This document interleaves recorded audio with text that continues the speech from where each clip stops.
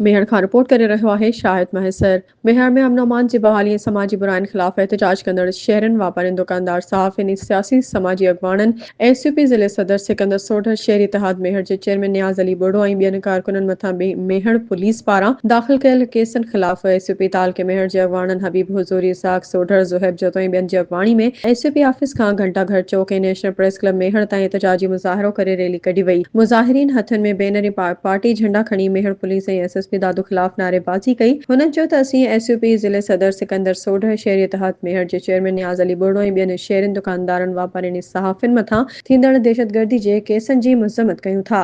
हुननि चयो त असीं समूरा शहरी अमन अमान ॾोहारियुनि ख़िलाफ़ कार्रवाई ऐं समाजी बुराइनि जे ख़ात्मे जी घुर कयूं था त एसएसपी दादू ऐं मेहर पुलिस ॾोहारियुनि ख़िलाफ़ कार्रवाई करण बजाए शहरनि ते केस दाख़िल करे शहरनि खे हिरासत करे रही आहे। हुननि चयो त एसएसपी दादू ऐं मेहर पुलिस ॾोहारियुनि मंशियात फरोशनि जा साथारी आहे। पुलिस अमन अमान कराइण में मुकमल तौर नाकाम थी वई आहे। हुननि चयो त असांजो अॼु बि साॻियो ई मुतालबो आहे त असां शहरनि खे अमन अमान ॾियो, ॾोहारियुनि ख़िलाफ़ कार्रवाई करे समाजी बुरायूं ख़तम करे दाख़िल कयल केस ख़तम कया वञनि।